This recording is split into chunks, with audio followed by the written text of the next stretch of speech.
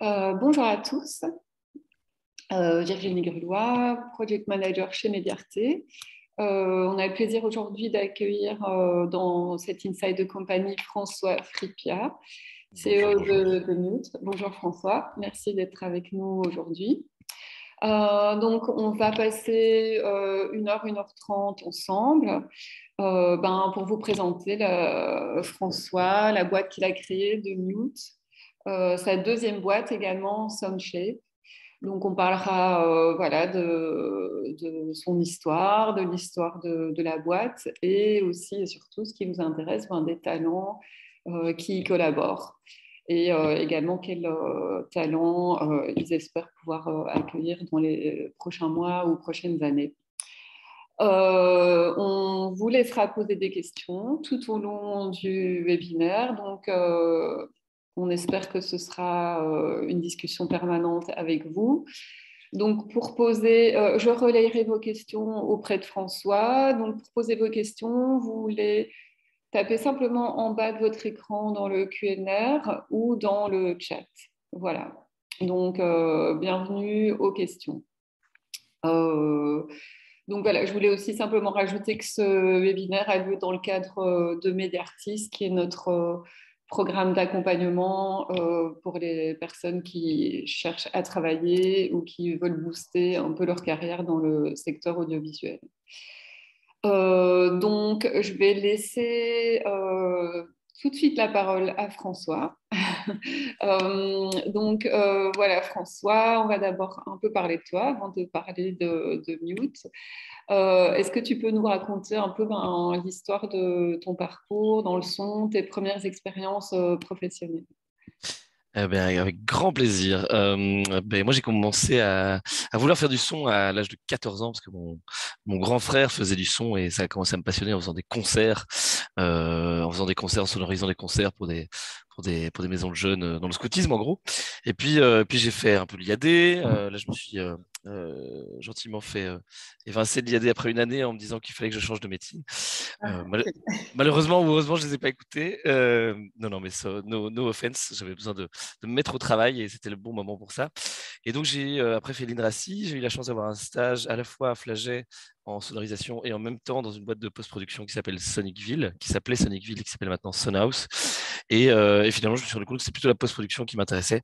Voilà, porter des gros flight cases et tout ça, j'étais pas suffisamment musclé et j'aimais bien avoir un café bien chaud dans les studios. Donc, j'ai travaillé dans cette boîte Sonhouse, enfin qui s'appelle Sonhouse maintenant, donc je vais l'appeler comme ça, pendant un peu moins de 10 ans, où je me suis occupé de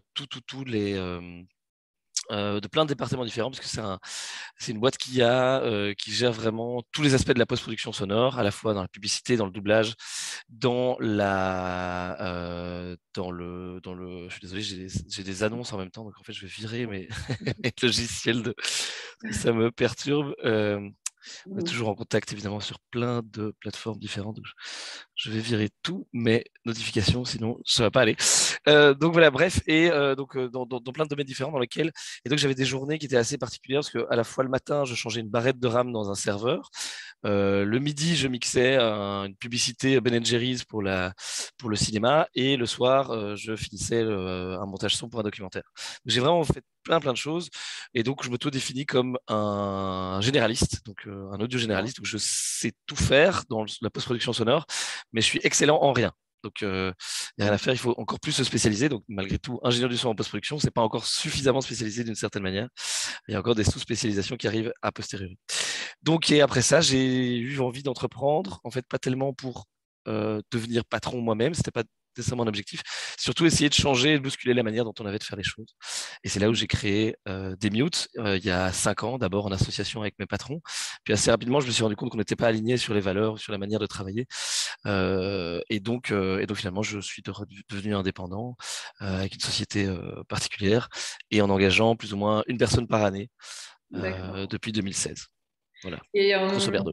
ok, pour revenir sur ton parcours, il y avait l'intérêt pour le son, mais tu étais déjà un peu geek alors. Tu dis que tu t'occupais déjà chez Sonic V. Oui, moi je voulais faire physicien ou informaticien à la base, donc ça c'était D'accord. ce que je voulais faire. Je voulais faire de la programmation, etc. J'ai toujours un peu, j'ai installé mon premier routeur pour les plus geeks d'entre vous, routeur sur Linux à 13 ans dans la maison pour faire la gestion du réseau, etc. Donc ça m'intéressait beaucoup. Et puis finalement, je suis parti plutôt sur le côté ingénieur du son, donc moins d'aspect informatique. C'est vrai que c'est quelque chose qui m'intéresse. Après, j'ai jamais fait de la programmation, donc typiquement, et on en parlera un peu après, mais ce qu'on fait chez Demute, c'est à la fois du son, mais aussi de la programmation du son. Mais je ne suis pas programmeur moi-même, donc j'essaye d'aborder et de comprendre et de suivre parfois mes collègues qui Mhm. montent de plus en plus en compétences et parfois je dois courir derrière le train pour essayer de comprendre des conversations. Donc j'essaie de me former aussi moi pour continuer à comprendre les conversations autour de la machine à café. Et pour clôturer un peu sur ton parcours, donc tu as fini l'INRACI, c'est ça qui s'appelle maintenant l'ELB. L'INRACI, Ouais. c'est une formation généraliste, c'est ça où on peut se spécialiser au fur et à mesure dans l'une ou l'autre branche de l'audiovisuel. Ouais. Oui, tout à fait. Donc moi, c'était il y a une quinzaine d'années déjà, je pense, oui. Et Mhm. donc en tout cas, à l'époque, effectivement, on maniait autant des caméras, de la photo que du son. À l'époque, le cursus son n'était pas hyper poussé, mais on a essayé de le pousser. Après, enfin moi, j'aimais beaucoup aussi l'image, j'aimais beaucoup la photo, les choses comme ça, et c'est vachement intéressant en tant qu'ingénieur du son d'avoir un intérêt pour les autres métiers. Et ça, c'est peut-être déjà un message que j'ai envie de faire passer, s'il y a en tout cas potentiellement des gens qui sont dans le domaine du son, c'est que globalement, personne ne comprend vraiment notre métier d'ingénieur du son, parce que c'est un métier un peu compliqué. Le son, c'est quelque chose de pas très tangible. C'est beaucoup plus difficile de juger un son qu'une image. Une image, c'est typiquement un instantané, alors que le son, ça se vit dans la durée. Et donc, ce qu'il faut faire en tant que technicien du son, c'est comprendre le métier des autres, parce que personne ne va comprendre notre métier. Donc, il faut vraiment essayer d'aller vers les autres, vers les monteurs images, vers les réalisateurs, les cadreurs, etc., pour comprendre comment eux travaillent et pour pouvoir aider. Le son est coupé, on dit Antoine Pouchoulou. Mais Euh, Est-ce que d'autres ont un problème de son ou pas Ah non, chez les autres, tout va bien. Bon. Ok, tout va bien chez les autres. Donc peut-être se déconnecter, se reconnecter, je ne sais pas. Voilà. Ouais. Et donc, du coup, donc, ouais, ce qui est vraiment essentiel, c'est d'aller comprendre le métier des autres et ça va permettre en fait de à la fois faciliter la communication, comprendre dans quel état d'esprit les gens avec qui vous travaillez euh, sont et pouvoir un peu plus leur expliquer finalement avec des mots un peu plus simples ce que c'est notre métier ou concrètement ce que ça va changer pour eux. Je prends un exemple très simple mais enfin très clair, c'est typiquement comprendre comment est-ce que dans Adobe Media Composer par exemple, comment est-ce qu'on fait les exports. Tout simplement, un export AF, un export OMF. Un monteur image ne sait pas exactement comment les faire. Il faut les comprendre soi-même en tant qu'ingénieur du son pour qu'on ait la bonne matière pour pouvoir la travailler. Et ça, c'est quasiment quotidien que j'ai ce genre de problématique-là. Donc, il faut aller expliquer finalement au monteur image comment est-ce qu'il faut faire les choses et en ayant testé soi-même avec sa chaîne de post-production de son côté. D'accord. Et est-ce que toi, quand tu es sorti de l'INRACI, tu savais déjà clairement où tu voulais aller? Tu étais déjà compétent pour un métier ou tu as dû Alors, apprendre sur le terrain? Ouais. non, et j'ai envie de dire, je le suis toujours pas sûr de savoir là où je veux aller. Je pense que le parti du plaisir, c'est justement de se laisser porter. Non, moi je pensais à la base, quand j'ai commencé mes études de son, faire de la sonorisation. C'est pas du tout ce que j'ai fait. J'ai fait du coup de la post-production.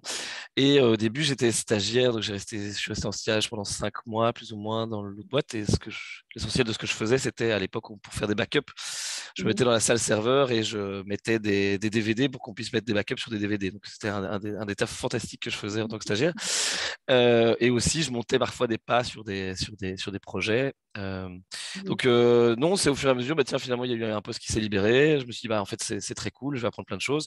Et j'ai commencé par faire du doublage, des choses un peu simplistes qui sont un peu du domaine ce qu'on appelle le voice-over dans le milieu, mais qui veut dire en gros, typiquement les vidéos, les productions d'MTV dans lesquelles on entend toujours l'anglais en dessous. Et il y a le doublage, le voice-over français qui traduit en temps réel. Donc ça, j'ai fait ça quasiment pendant 1 an et demi, 2 ans. Donc c'est parfois un petit peu abrutissant, mais après c'était très drôle au final à faire. Et chemin faisant, il y a eu un peu plus d'ouverture dans la publicité. Puis tout ça s'est fait un peu en même temps. Et moi, ce qui m'intéresse toujours, c'est de faire des nouvelles choses, en fait. Et c'est aussi pour ça que j'ai monté des mutes, justement pour faire du son. On en parlera sans doute après, mais son pour la réalité virtuelle et puis après le jeu vidéo. Et que essayer chaque fois de changer, de bousculer un peu la manière dont on a de faire les choses. Parce que je pense qu'il y a pas mal d'innovations qui y a moyen d'amener dans notre secteur de l'audiovisuel en général. Oui, donc tu étais dans une boîte qui s'appelait Sonicville, qui s'appelle Sonos maintenant. Ouais. Tu avais déjà la possibilité de monter un peu tes premiers projets, c'est ça en fait? Ouais. Disons que en fait il y avait une idée là-bas, comme enfin j'étais pas vraiment employé, mais disons que j'étais interne, j'étais fixe sur un contrat fixe. En fait il fallait boucher les trous un peu partout. Et moi finalement ça me plaisait beaucoup parce que j'apprenais beaucoup de choses. Après il y a des moments où ça faisait un petit peu trop de choses, de faire plein de choses en même temps, et c'était parfois un petit peu stressant. Mais ce qui était super intéressant, c'est de voir vraiment une vision globale de la technique de tout un studio qui était quand même, c'est un très gros studio, hein, je pense que c'est le plus gros de Belgique. Il y a 22 studios. Il y avait aussi il y a des studios qui sont ouverts à Liège, donc il a fallu faire une nouvelle salle de mixage à Liège. Il y a des studios qui sont ouverts un peu partout, même à d'autres endroits dans le monde où j'ai dû aller sur place pour installer, etc. Donc c'était assez passionnant. Euh, mais ça s'est fait un peu au fur et à mesure de se dire, tiens, où est-ce qu'on aurait besoin de quelque chose à quel moment, et voilà. Et c'est vrai qu'à l'époque, il y a eu aussi, je me rappelle maintenant, mais le directeur technique, un directeur technique qui est parti à un moment. Et donc, il a fallu le remplacer au pied levé. Et c'est ça aussi qui m'a obligé à m'intéresser à une logique de serveur, une logique de gestion de backup, des choses un peu plus techniques et IT que je ne connaissais pas nécessairement. Ok, on va passer au chapitre de Mute. Je voulais Ouais, je t'en savoir prie. si tout le monde nous suivait bien, s'il y avait déjà des premières questions à poser à François. Pour l'instant, tout le monde écoute, mais pas encore de questions. Voilà, donc tu es chez Sonicville, chez Sonos, et à un moment, je crois qu'il y a une question. On te demande quelle école, c'est ça? Donc il y a eu une année à l'IAD en son, c'est bien ça? Exact. Exact. Oui, quelqu'un qui a raté le début, je crois, à cause du problème C'est de ça. son. Mais c'est vrai que ça peut être quand même un point intéressant. Donc, c'était effectivement l'IAD 1 an et puis 3 ans de l'INRACI. Mais fondamentalement, je pense que toutes les écoles en fait, ne peuvent pas former à l'aspect de l'industrie. C'est-à-dire que en fait, il faut toujours un temps d'adaptation en sortant de l'école pour s'adapter à l'industrie en tant que telle. Et c'est ça qui est parfois un petit peu difficile dans le domaine de l'audiovisuel, je crois, en général, d'ailleurs. En tout cas, certainement en son, c'est qu'il y a beaucoup de gens qui sortent des écoles, mais qui ne sont pas nécessairement formés pour travailler directement. Donc, et ça dépend évidemment de la complexité du projet ou de la boîte dans laquelle on va travailler. Mais il faut au minimum 3 mois de stage pour pouvoir travailler dans une boîte, quelle qu'elle soit d'ailleurs. Parce que sinon, en fait, les process sont tellement différents de la façon de voir de l'école qu'il faut se réadapter en fait. Et en plus, comme l'industrie avance, c'est compliqué aussi pour les écoles, et je comprends très bien les professeurs, de s'adapter à ce qui s'est fait du coup dans l'industrie, etc., etc. Et les boîtes ont des manières différentes de travailler. Tout ça est assez complexe. Et donc c'est inévitable. Enfin, je pense que les écoles ne peuvent pas hyper bien former en fait. Elles peuvent surtout former à être curieux, à vouloir avoir envie de dépasser le cursus scolaire et de forcer à poser des questions et d'apprendre des nouvelles choses. Je pense que c'est surtout ça que les écoles doivent permettre de faire.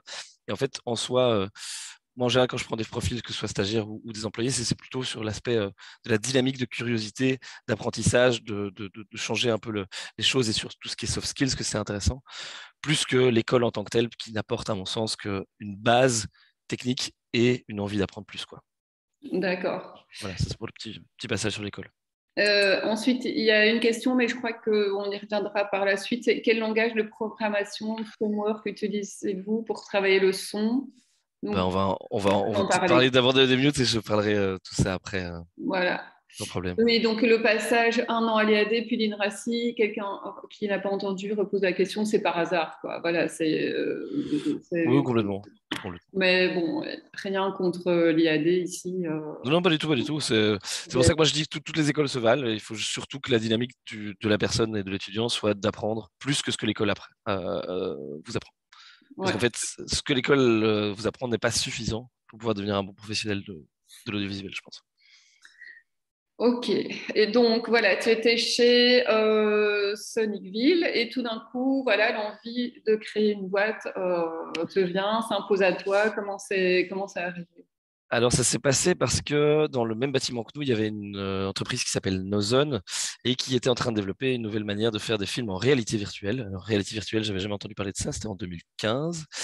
Et du coup, je vois un peu le projet, etc. C'était assez intéressant. Et surtout, moi, ça c'était basé sur une technologie sonore qui s'appelle l'ambisony et qui était un sujet de mémoire que j'avais développé à l'INRACI en fin d'année. Et du coup, je m'étais toujours demandé pourquoi est-ce qu'on n'utilisait pas cette technologie. C'est une technologie qui a été inventée dans les années 70 par la BBC et c'était très peu utilisé. Et au final, en fait, cette technologie s'avérait être la meilleure technologie pour la réalité virtuelle.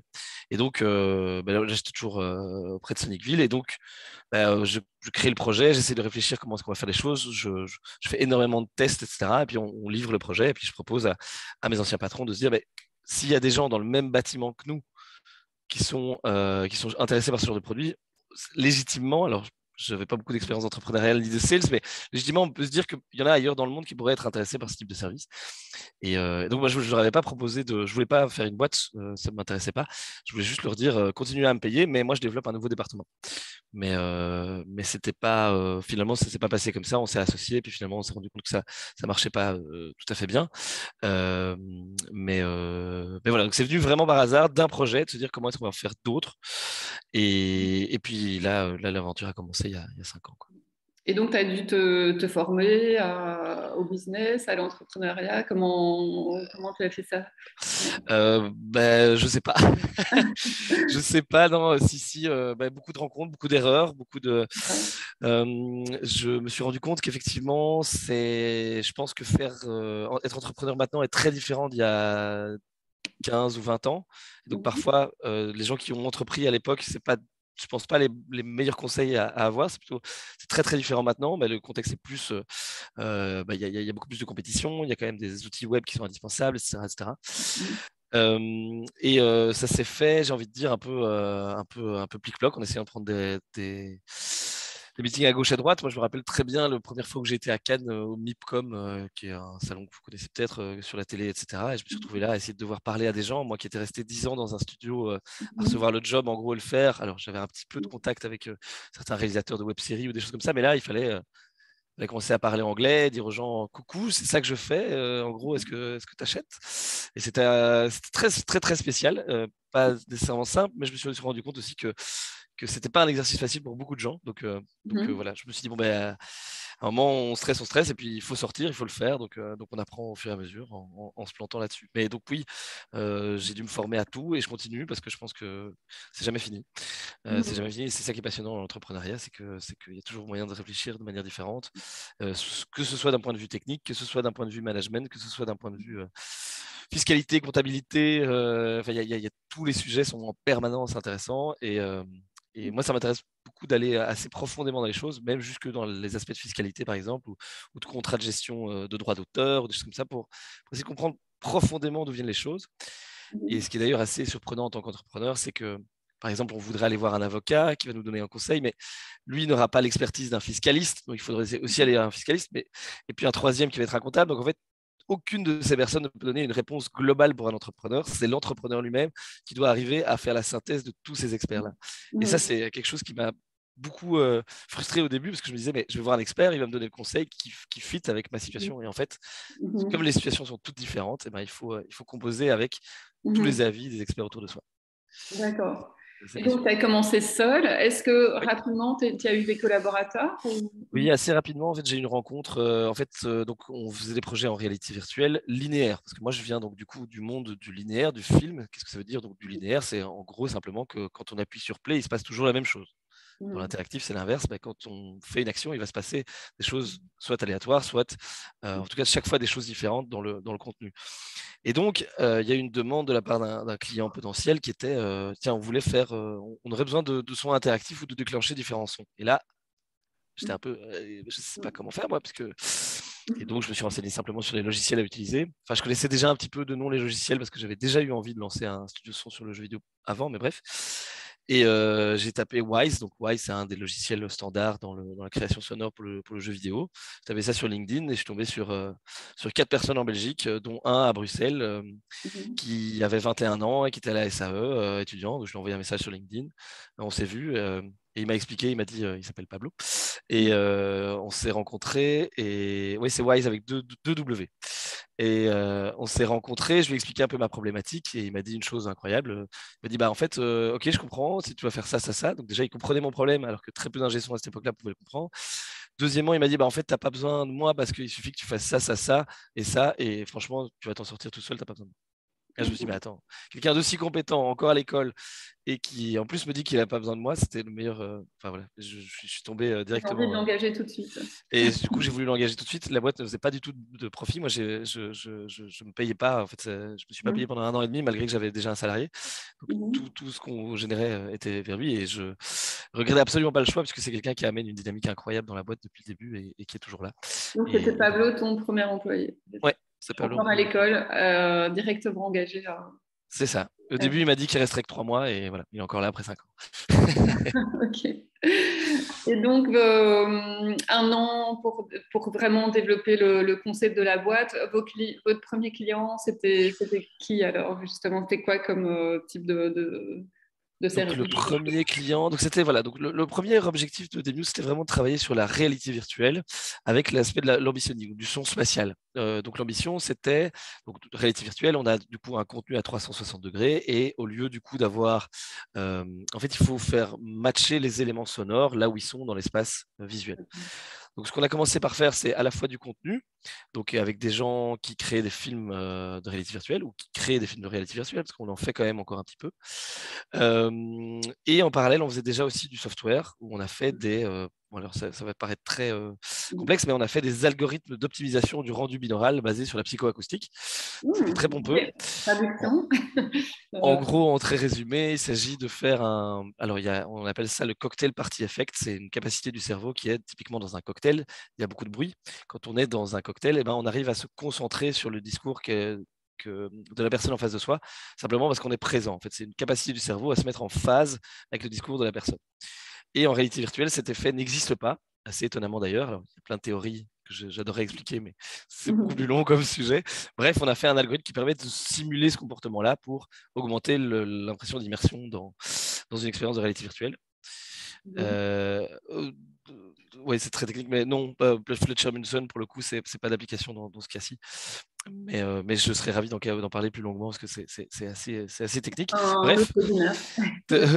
Mais surtout, ce qui est intéressant, c'est qu'on a fait ça. On était assez fans de ce qu'on avait fait. C'était super.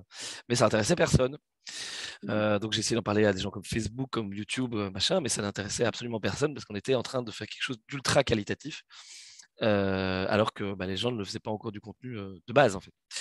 Et donc en parallèle de ce genre de projet-là, on avait des petits projets de jeux vidéo, des petits projets de réalité virtuelle. Et moi, j'ai parcouru pas mal le monde pour essayer de trouver ces projets de réalité virtuelle.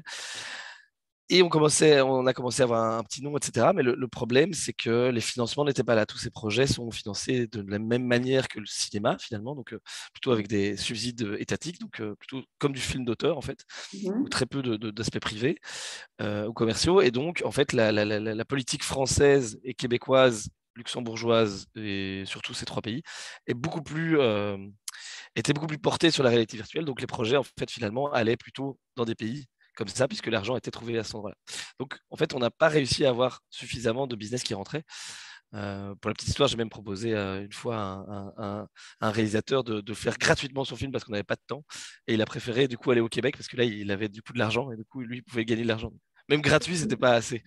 donc, donc, donc voilà, c'est pour ça on s'est rendu compte qu'il fallait qu'on ouvre un autre pan de notre activité. Et on a ouvert d'abord un pan de notre activité où on a fait un casque de réalité augmentée audio avec un centre de recherche qui s'appelle Lizib. Donc l'ambition, c'était ça va aussi être assez technique, mais la réalité augmentée, c'est le fait d'ajouter un layer visuel au réel. Et ben nous, on pensait faire ça avec du sonore. Enfin, on l'a fait d'ailleurs. Et l'idée, c'est grâce au fait qu'on a la position précise de l'auditeur et la position de la rotation de sa tête dans l'espace, on peut décoder du son et on peut faire parler un bic en s'approchant du bic, etc. Et donc, c'était un concept lié à l'espace culturel, typiquement pour les musées, etc. Et là, on s'est rendu compte aussi qu'on avait sans doute un petit peu trop été dans notre côté ingénieur et pas assez à l'écoute du client, pas assez à l'écoute du marché en tant que tel. Ça, c'est mes grosses erreurs d'entrepreneur pour le coup. Elles sont assez classiques visiblement, en parlant avec d'autres. C'est de s'accrocher à son produit, à ce qu'on pense être bon, sans le confronter réellement et sincèrement avec le marché ou avec des potentiels acheteurs. Et donc des gens étaient intéressés, mais dès qu'on commençait à parler coût, bah, il n'y avait plus personne parce que c'était beaucoup trop cher et que la technologie était trop chère par rapport à ce qui était possible. Il y a eu quelques petits projets qui étaient en route et puis le Covid est arrivé et là en fait, tout le concept était basé sur des espaces réels et évidemment, ça ne marchait pas. Et donc, nous, à ce moment-là, c'est un peu décousu, mais tu l'as compris, hein, Virginie. J'ai dit que je serais un petit peu décousu. Et à ce moment-là, on a beaucoup plus pivoté sur l'aspect du jeu vidéo, un petit peu avant le début du Covid. On a eu le nez creux, puisque là, on est vraiment à 80%, 90% sur des projets de jeux vidéo. J'imagine que juste avant le Covid, c'est bien tombé puisque pendant le Covid, les gens jouaient aux jeux vidéo à la maison.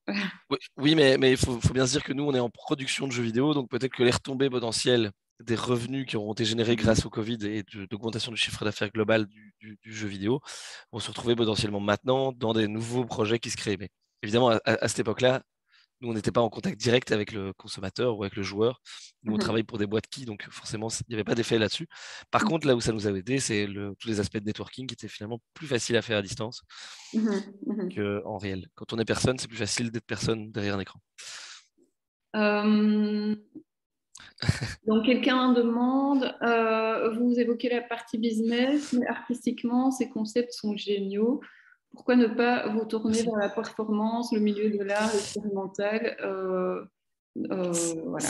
C'est une excellente question et c'est ce qu'on a essayé de faire. En fait, ce qu'on s'est rendu compte, c'est que malgré tout, ça restait très compliqué à opérer parce qu'il fallait toujours un opérateur. En fait, soit on allait chercher beaucoup d'argent pour essayer de faire un casque qui allait être beaucoup plus facile à opérer pour n'importe qui. Et donc, il fallait encore développer énormément de hardware. Et là, on en a 10, hein, des casques, etc.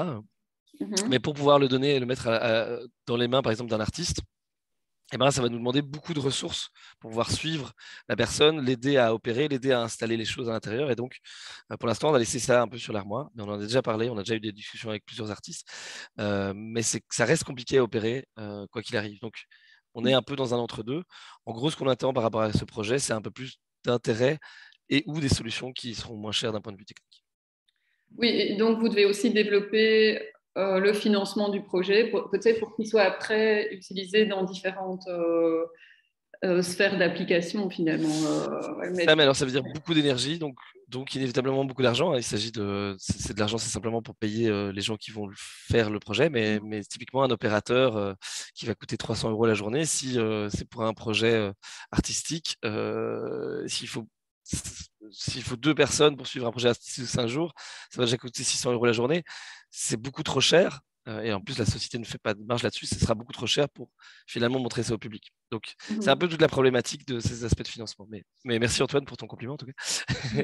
On était assez passionnés par ça, mais effectivement, en tout cas, on n'a pas encore trouvé la bonne manière de cette technologie. Juste, je fais déjà un passage en avant. On a quand même décidé de continuer avec le concept de rajouter un layer audio dans les espaces culturels, mais on l'a vu en partant non pas de la technicité, mais de l'artistique. Et c'est là qu'on est en train de développer les concepts. On a fait un premier projet au Musée des égouts de la ville de Bruxelles, où on est parti, là, il y avait déjà un device, un dispositif technique très très simple, qui est un audio guide à numéro, en fait, tout simplement. Et donc, il y a zéro technicité. Par contre, il a fallu être très très créatif. Il a fallu être très très créatif pour arriver à ce que ce projet donne une impression d'être dans l'espace. Et donc, on s'est basé sur des livres dont tu es le héros, et en tapant des numéros et en ayant finalement un parcours sonore interactif à l'intérieur d'un lieu culturel.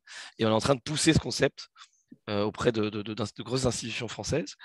Et donc, ça sortira d'ici quelques mois. Et donc là, en gros, au lieu de partir d'un paradigme technologique, eh bien, on est parti d'un paradigme purement artistique, c'est de se dire comment est-ce qu'avec les moyens du bord technique, on va faire quelque chose du plus artistiquement poussé. Et ça, c'est du coup beaucoup moins cher et c'est beaucoup plus intéressant parce que beaucoup plus facile à déployer. D'accord. Et donc, actuellement, c'est en gros le gros de vos activités, c'est le son et la programmation pour les jeux vidéo. et ces propositions pour les lieux culturels. C'est bien ça? Ouais. Absolument. Et alors, il y a encore des projets un petit peu en réalité virtuelle, mais qui sont de plus en plus liés aux jeux vidéo finalement. Et voilà, ça c'est pour des minutes, ouais. Est-ce que tu nous présenterais du coup l'un ou l'autre projet pour les jeux vidéo? Mais excellente idée. Je n'ai pas préparé, mais je peux regarder parce que c'est toujours un peu compliqué parce qu'évidemment, je vais plutôt regarder sur notre Pour site nous web en parce que parler, hein, simplement. Ouais. oui, c'est ça, parce qu'il y a pas mal de projets où on ne peut pas toujours en parler, donc c'est pas parfois Mhm. c'est pas simple. Bon, je vais juste trimer notre site, donc c'est peut-être un peu triste, Mhm. mais voilà. Share screen, share sound. Ops. Mhm. Alors, vous voyez Reaper pour les ingé sons d'entre vous. Retenez très bien ce nom-là. J'en parlerai à mon avis plus tard. Ça, c'est les différents projets sur lesquels on a pu travailler récemment, enfin, qui sont des projets qui sont sortis. On travaille sur plein d'autres projets maintenant, mais qui ne sont pas nécessairement annoncés. Il y a toujours une politique en jeu vidéo qui est quand même très fort de la confidentialité. Donc ça, c'est typiquement un projet qui est un de nos plus premiers très gros projets qu'on a commencé en 2019 et qui est tombé presque complètement par hasard, puisque en fait c'est via Pablo qui était dans une conférence qui a rencontré un ingé son qui nous a contacté par hasard en disant tiens, est-ce que vous n'êtes pas chaud de faire ce jeu? Et c'est un jeu qui est développé par une société bordelaise qui s'appelle Playwing. Et c'est une sorte pour les gamers d'entre vous, c'est une sorte donc c'est un jeu d'un dogfight de dragon en 3v3 ou 6v6 compétitif. Et c'est assez incroyable au niveau de la qualité de production. C'est une sorte de Rocket League avec des dragons, si on veut. Ça, c'est un teaser. Hein. Peut-être que ce que je peux regarder. Parce que ça, du coup, pour les joueurs, c'est pas du in-engine. Là, on va arriver à des plans in-engine. Et donc là, tout le challenge au niveau sonore, c'est justement de programmer l'arrivée du son quand justement il y a une interaction, c'est ça avec, Alors, tout à fait. Alors, il y a pas mal de choses différentes qui sont faites typiquement sur ce projet. Je vais te regarder si j'ai pas quelque chose de sympa. Hop. Poum, poum. On va regarder une autre vidéo comme ça. On va du coup couper le son, mais parce qu'il y aura des commentaires là-dessus. La complexité de ce genre de projet, ça va être non seulement de programmer les sons, donc de créer les sons dans la bonne direction artistique, donc que ça donne finalement un côté un peu Lord of the Rings, c'est un peu ça l'idée au niveau des sons en tant que tels. Donc déjà designer ces sons-là, il faut quand même se dire que en Belgique, on a rarement l'occasion de travailler sur des projets avec ce type de sound design-là. Ce qui est aussi quelque chose qui m'a beaucoup excité, moi, en travaillant dans le domaine du jeu vidéo, c'est que finalement, moi, j'ai eu plus l'habitude de travailler sur des documentaires ou des films d'auteur un peu plus fins, un peu plus légers, enfin, où le réalisme est important. Ici, ce qui est évidemment assez excitant, c'est que c'est des projets où le réalisme n'a pas sa place. Il faut réinventer quelque chose de complètement nouveau. Et du coup, c'est assez dingue. Voilà, un son d'un dragon, ben, ça n'existe pas. Il faut essayer de reprendre des références. Et comment est-ce qu'on va faire? Typiquement, à Son d'un Dragon, j'en parle souvent, mais c'est mes collègues en fait qui ont commencé à rugir dans les studios. Je me suis déjà d'ailleurs assez bien amusé de les entendre, de me dire mais qu'est-ce qu'ils foutent? Et en fait, c'était eux qui étaient en train de refaire des sons de dragon et d'éructer en studio pour essayer de faire le son. Donc c'est chaque fois des humains, c'est chaque fois mes collègues qui ont fait les sons des dragons en tant que tels. Puis il faut programmer tout ça. Donc, il faut programmer tout ça, c'est-à-dire donc il faut lier les éléments sonores à des événements qui vont se passer d'un point de vue graphique. Typiquement ici, bon, il y a évidemment les lancements des boules de feu, il y a le flamethrower là qu'on voit maintenant, il va y avoir tout ce qui est les habilités spécifiques, les impacts de ces boules de feu sur le paysage, sur l'environnement. Comment est-ce que va sonner cet environnement, à quel point est-ce qu'on va sentir cette boule de feu proche ou loin. S'il y a un allié qui est proche de soi, est-ce que ça doit sonner plus fort un opponent, un adversaire qui est derrière soi? Est-ce que quand la boule de feu de l'adversaire arrive près de soi, est-ce qu'il faut pas l'entendre plus fort? Comme ça prévoit et ça permet aux joueurs de pouvoir créer une esquive. Donc ça, c'est toutes les complexités qu'il peut y avoir et donc qui sont purement de l'aspect code, puisque là, il faut bien se dire que c'est un jeu qui est en temps réel, qui est online. Et donc, il faut aussi, lorsqu'il y a un son qui est déclenché en local chez le joueur, il faut aussi envoyer cette information vers l'adversaire ou l'allié qui est de l'autre côté. Donc, il y a des complexités quand même très, très poussées, typiquement sur ce genre de projet-là. Et alors ça, c'est pour vraiment l'aspect technique. Au niveau artistique aussi, par exemple, au niveau de la musique, nous, on ne compose pas la musique en interne. On travaille toujours avec des compositeurs externes.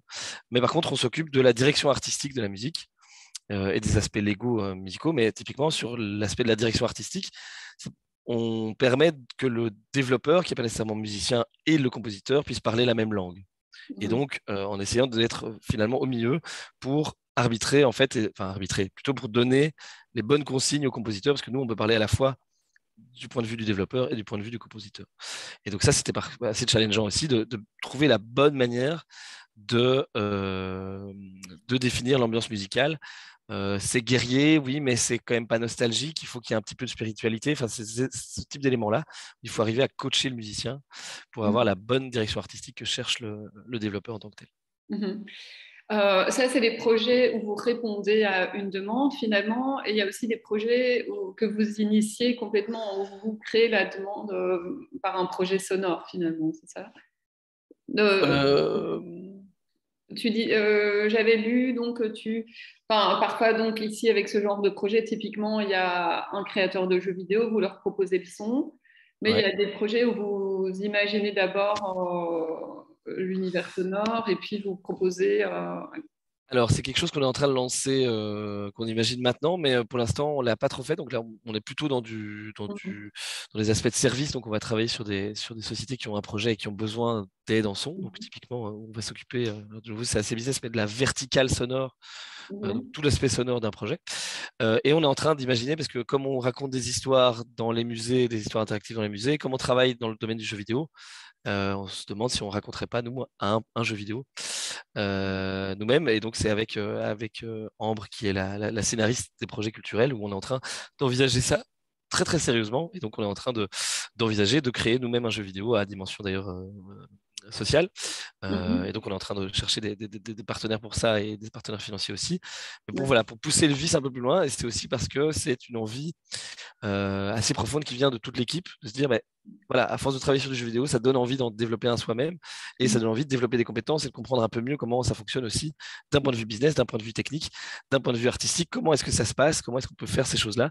Et on pense qu'avec le réseau de contacts qu'on a, eh ben, on a de bonnes chances de faire quelque chose de vraiment qualitatif, même si quand on parle d'un jeu vidéo qu'on va développer, ça va être un très petit jeu vidéo, hein. Ça va être quelque chose de très simple. On n'est pas du tout dans le niveau de complexité de ce que je viens de vous montrer, qui sont des projets, je ne sais pas si ça vous intéresse, mais juste pour donner des idées, c'est des projets qui coûtent entre 3 et 15 millions, hein, de ce type de projet. Donc ça peut être très, très lourd.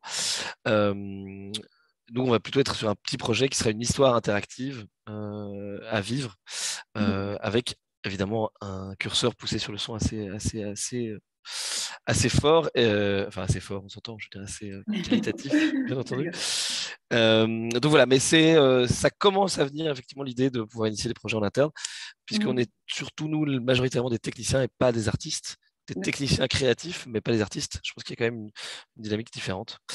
Et donc voilà, donc c'est Ambre, comme elle est artiste, elle, plus dans l'aspect scénario, là ça a une opportunité pour travailler avec elle là-dessus.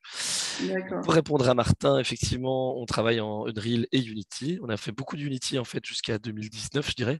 Et puis Epic Games a beaucoup, avec l'argent qu'ils ont fait sur Fortnite, ils ont quand même réussi à beaucoup avoir de gens et beaucoup onboarder de gens sur Unreal. Et donc, on travaille typiquement sur les deux. Donc, pour les aspects de comment ce qu'on travaille, ça va être Unity Unreal qui sont les bases dans lesquelles sont faites la programmation et le graphisme. Nous, soit on travaille directement dans le logiciel Unity Unreal, soit on travaille avec ce qu'on appelle des audio middleware, qui sont en gros des Pro Tools interactifs, si on veut, et qui sont connectés à Unreal, et donc qui sont typiquement Fmod ou Waywise. Donc voilà, donc ça dépend un petit peu. Et c'est toujours les premières choses qu'on fait quand on a un nouveau projet, c'est vraiment d'analyser profondément quel type de technologie on va devoir utiliser pour quel projet, parce que parfois Wise, qui est un très très bon logiciel, mais n'est pas indispensable et parfois peut induire de la complexité. Donc il y a toujours une grosse analyse technique qui doit se faire pour savoir de quelle manière on va travailler pour un tel projet. D'accord. Et donc, pour clore un peu le type de projet, d'activité que vous avez chez The Mute, Donc, au niveau des projets culturels, tu nous parlais du musée des égouts. Et qu'est-ce qu'il y a comme autres projets, justement Mais là, on en a, donc du coup, c'est toujours Ambre qui chapeaute ces aspects-là. On a un projet de podcast avec la RTBF, qui est un podcast qu'elle a initié. Et là, on a deux projets qui sont en cours avec deux musées français. Il y en a, je ne sais plus si je peux les annoncer. S'il y en a un que je peux annoncer, donc ça c'est le Centre des Monuments Nationaux qui est le château de Rambouillet. L'autre, c'est pas encore tout à fait finalisé, donc je dois attendre justement Ambre qui était à Paris cette semaine. Et donc voilà, c'est assez amusant parfois, comme quoi on a parfois plus de répondants avec des étrangers finalement que dans son propre pays. Mais voilà, donc c'est deux expérimentations vraiment pour pousser le concept qu'on a pu tester au musée des égouts pour voir à quel point est-ce que ça pourrait intéresser des gens à un plus large spectre et aussi dans des musées qui sont peut-être un peu plus traditionnels et voir à quel point est-ce que ça fit finalement avec ce que les visiteurs ont envie ou besoin, quoi. D'accord. Est-ce qu'il y a des questions au niveau activité, projet, avant qu'on passe justement aux talents qui travaillent chez vous? Donc, je vois pas de questions pour l'instant. Donc, voilà, justement, tu nous as présenté tous ces projets passionnants. Mais voilà, c'est une activité assez niche en Belgique. Pour l'instant, vous êtes presque les seuls à travailler là-dessus pour l'instant en Belgique. Tout à fait. Je vais juste reprendre la réponse de Pascal. Du coup, Pascal, non, c'est pas vague. Du coup, c'est un projet qui a dû prendre 5 ou 6 ans, je crois, du côté développeur. Et nous, on a commencé en 2019 et on continue encore. Donc, on est encore en train de travailler sur le projet, parce que c'est un projet qu'on appelle live. C'est un jeu vidéo qui s'appelle live. Donc, dans le sens où il y a du nouveau contenu qui se crée en permanence, des nouveaux dragons. Donc, il faut faire les nouveaux sons des dragons, etc. Mais donc, essentiellement, quasiment déjà 2 ans. 2 ans et plus maintenant. D'accord. Seulement pour nous, hein, seulement pour l'aspect sonore. Et donc, pardon, du coup, Virginie, parce que Non, c'est un pas peu, de- c'est un peu perturbant de le lire en même temps. Du coup, non, non, mais j'ai envie de c'est le répondre but, directement à la hein, question. c'est qu'on reste Parfait. le plus possible réactif.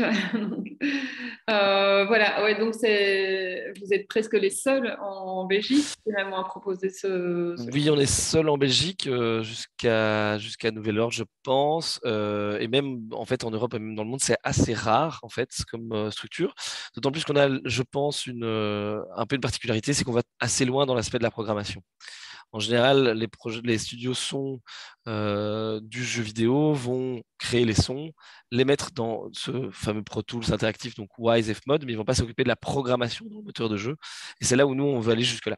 Donc ça, c'est un peu, je pense, un peu plus notre originalité et en plus structuré comme une société, et donc non pas un collectif, mais vraiment avec des gens qui sont engagés, employés, etc.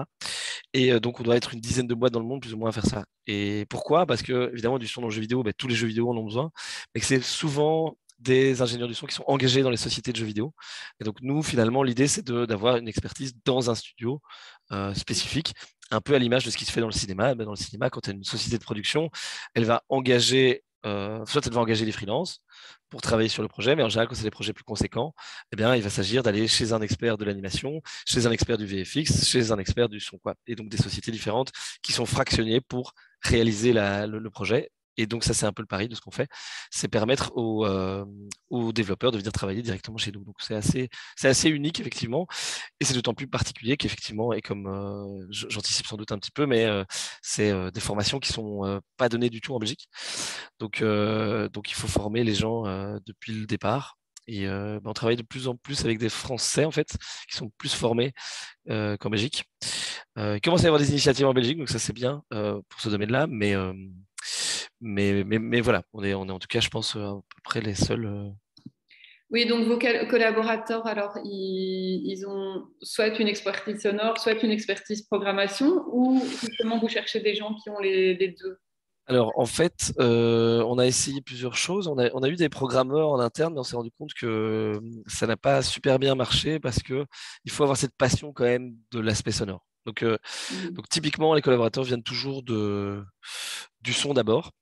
Et soit, ça dépend à quel moment ils sont entrés dans la boîte, mais soit commencer à développer des propres skills sur le côté, soit sont venus dans la boîte et les ont développés pendant leur stage, typiquement. Donc, ce qu'on cherche, nous, en général, maintenant, en fait, c'est parce qu'on est maintenant, entre guillemets, de plus en plus exigeant avec les stagiaires, parce qu'au début, on avait personne, donc voilà, mais maintenant, Vous en tout êtes cas, ce qui est combien? indispensable, pardon? Petite parenthèse, vous êtes combien? Là, on est 6 pour l'instant. D'accord. On attend. Euh, Et c'est, en tout cas, ce qui est essentiel pour nous, c'est de travailler sur Reaper. J'en parlais tout à l'heure. Donc, ça, c'est un logiciel de son, donc un DAW typiquement, donc un Digital Audio Workstation. En cinéma, c'est Pro Tools le standard. En jeu vidéo, c'est Reaper le standard. Et c'est un logiciel assez incroyable. Donc, voilà, et c'est très bien, Alexandre. Du coup, je pense que oui, il faut avoir une base de code, et même plus qu'une base de code, parce que c'est là où nous, on veut aller un peu plus loin, même que les autres studios de son dans le jeu vidéo, c'est d'aller jusque dans le moteur, donc de faire du code. Parce qu'en général, alors, effectivement, c'est pas nécessairement en stage, mais c'est avoir une réflexion sur le code en se disant, est-ce que j'ai déjà un peu chipoté à du Python? Est-ce que j'ai déjà chipoté un peu à du JS? Est-ce que j'ai déjà chipoté un peu à du C++, à du C Sharp, à des choses comme ça? C'est très important parce que ça permet d'avoir une logique de code, de savoir ce que c'est une boucle, etc., et de pouvoir finalement arriver à interagir dans un moteur de jeu. Parce que juste là aussi, dans la réflexion, par exemple, typiquement dans le logiciel Reaper, c'est un logiciel qui permet aussi de programmer ses propres fonctions à l'intérieur du logiciel. Et donc, ça veut dire qu'il y a moyen, il y a un langage de programmation interne qui permet, par exemple, de coder des plugins. Et ben, du coup, en connaissant un petit peu de code, il y a moyen de se chipoter, d'arriver à coder ses propres plugins. Donc ça, c'est des choses qui sont assez importantes. Et je pense d'ailleurs, ça c'est pour l'aspect un peu plus grandiloquent, mais c'est incompréhensible qu'on n'ait pas beaucoup plus de code à l'école. Même pour l'aspect général de la société, parce que c'est indispensable. On est entouré de logiciels d'informatique, etc. Et on ne connaît pas le code. Et d'ailleurs, moi non plus. J'essaye de faire des formations quand j'ai le temps pour essayer de le comprendre un peu mieux aussi. Mais c'est indispensable de pouvoir avoir ces logiques-là parce que tous les métiers seront liés plus ou moins à ça très rapidement. Donc oui. Donc, il y a des questions un peu techniques qui arrivent. Ableton, il y a aussi Max MSP. Et Reaper était un choix fait sur des bases utiles ou parce qu'il fallait bien faire un choix par rapport à Ableton? Alors moi je résume ça en une phrase. Reaper, c'est la vie. C'est souvent ce qu'on se répète au bureau. Non, mais parce que moi j'ai travaillé sur tous les dos existants, je crois, à peu de choses près. Et en fait c'est un logiciel qui est beaucoup plus ouvert, donc il y a plus de fonctionnalités qui sont possibles. C'est aussi que c'est ça qui fait que c'est un peu une usine à gaz au début. C'est un peu difficile à appréhender, mais après toutes les fonctionnalités, comme je disais, sont codables à l'intérieur, et donc on peut finalement adapter ce logiciel à tout ce qu'on veut, quoi. Et donc, c'est ça D'accord. qui le fait qu'il est plus puissant de notre point de vue. Donc, vous êtes Et 6. attention, je fais Pardon. juste, pour l'aspect technique, je fais juste un petit point parce qu'on parlait d'Ableton. Attention, nous, on parle bien de sound design et de mixage, on ne parle pas de musique, hein. Ici, on ne fait pas de musique. Et donc, Reaper, on ne l'utilise pas pour faire de la musique. Donc, juste pour le petit détail. D'accord. Oui, donc vous êtes 6 collaborateurs fixes. Toi qui es un peu le chef d'orchestre ou qui travaille encore sur les projets, ou, quel est ton rôle actuel? Oui, eh ben, non, je ne suis pas chef d'orchestre, et surtout le moins possible. Mais d'ailleurs, petite anecdote là-dessus. Moi, comme j'ai plus d'expérience, on avait décidé ensemble dans l'équipe, quand on faisait des projets de jeux vidéo, avant d'envoyer à un client, que moi je m'occupe de la direction artistique et de dire, tiens, avant d'envoyer, il faudrait qu'on change ça, qu'on change ça, qu'on change ça. C'est ce que j'ai fait avec un projet. euh, En disant à mon collègue, tiens, moi, je pense qu'il faut changer ça, il faut changer ça, ok, on est d'accord, boum. On envoie ça au client, et en fait, le client est revenu à la version que mon collègue avait faite et avait enlevé tout l'aspect de ce que j'avais dit. Donc, tout ce que j'avais dit était finalement pas du tout en phase avec le client. Et donc là, on s'est assez rapidement dit que ça servait du coup à rien, mon rôle, et que en fait, c'était beaucoup plus légitime que les ingénieurs du son soient en contact direct avec le client pour faire les feedbacks et la gestion de la direction artistique. Et donc, c'est beaucoup plus comme ça qu'on a structuré maintenant. Alors, je dis structuré, mais ça se fait toujours a posteriori, c'est-à-dire qu'on ne réfléchit pas, on se met pas sur une table, ah, maintenant, c'est comme ça qu'on va faire. C'est un peu de manière organique, comment est-ce qu'on travaille de la meilleure manière possible. Et en fait, ce qui se passe maintenant, c'est que chacun des employés est leader d'un projet, peu importe les skills qu'il a, d'ailleurs, s'il est plutôt dans la programmation, plutôt dans le sound design, voilà, bref. Mais par contre, c'est lui qui va gérer la relation avec le client et c'est lui qui va aller chercher d'autres collègues, par exemple moi pour des problématiques business ou des problématiques peut-être d'aspect de direction artistique s'il en a envie, ou d'autres pour mettre pour que le client soit le plus content possible, en gros, pour réussir à faire sa mission. Mais donc, il n'y a pas du tout de vision pyramidale où moi, je suis devant en train de dire, il faut faire ça, il faut faire ça, il faut faire ça. Absolument pas. Moi, je me vois vraiment beaucoup plus comme un porteur d'eau en essayant d'amener finalement les choses que les gens ont besoin pour travailler le mieux possible. Et d'autant plus que maintenant, je commence à être largué, ce que je disais au début, je commence à être largué par leurs compétences. Je suis plus capable de faire le travail artistique ou technique qu'ils font. Et donc, je suis même plus légitime pour leur donner quel que soit comme conseil. Donc voilà. Donc moi, concrètement, je m'occupe vraiment plus de la relation client, donc onboarder les nouveaux projets, cadrer la demande. Là, à ce moment-là, il y a mon collègue Pablo qui vient pour définir les aspects techniques.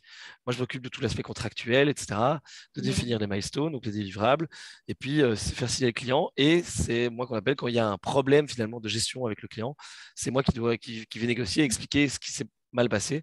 Mais en général, je suis le plus transparent possible.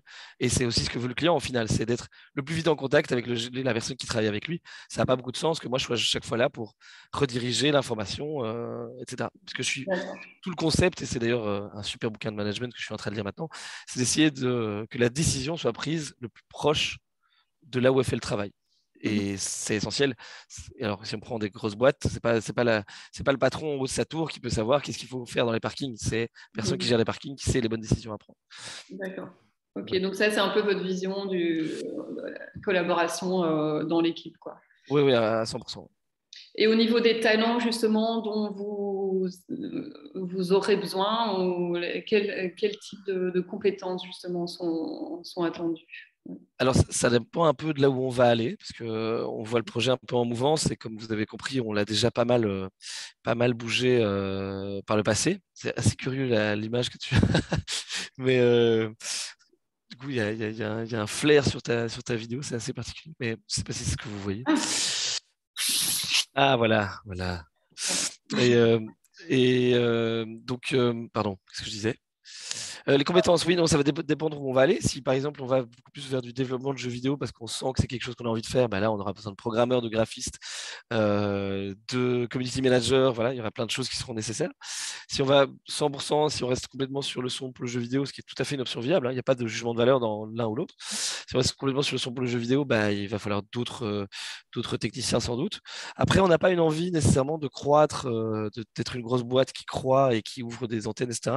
On a plutôt envie d'aller se développer dans quelque chose de premium, donc d'avoir finalement de plus en plus de qualité sur les productions qu'on sort et de pouvoir éventuellement choisir les projets sur lesquels on travaille, ce qui serait un luxe assez énorme. Et donc, ce serait quand même chouette de pouvoir se dire en équipe, il y a ce projet-là, est-ce qu'on le prend, on le prend pas? Bon, non, en fait, on n'est pas trop chaud, parce que ça correspond pas à ce qu'on a envie de faire ou de ce qu'on a envie d'apprendre. Et ok, on le fait pas alors. Et ça, je pense que c'est une des choses qui serait assez hallucinante si on pouvait y arriver. Je pense qu'on peut y arriver. Et donc, si on fait ça, on irait plutôt vers un engagement d'une personne par an, même maximum, pour essayer de pas grossir trop vite.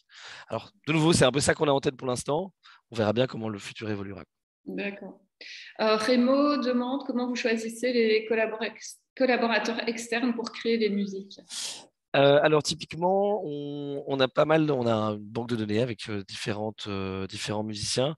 On essaye de voir un peu les affinités qu'ont les musiciens avec certains styles de musique. La manière dont ils ont de pouvoir intégrer un feedback de notre part. Et on a en général, je dirais une demande de musique de la part d'un développeur tous 3 ou 4 par an, donc c'est pas énorme. Hein, et là, dans ce cas-là, comment on s'organise? On organise un casting en fait, où on envoie le briefing, donc on fait une analyse artistique du développeur, qu'est-ce qu'il veut artistiquement, et on envoie ce briefing à différents musiciens. Ça dépend en fonction des projets. Et eux font soit une composition originale de 30 secondes, soit un projet qu'ils ont qui fit avec la direction artistique donnée. Nous, on filtre ça, puis on envoie ce qui correspond à la direction artistique au développeur. Et alors, c'est le développeur qui choisit lui-même qu'est-ce qui est, avec qui il veut le travailler. Donc voilà, donc c'est comme ça qu'on travaille.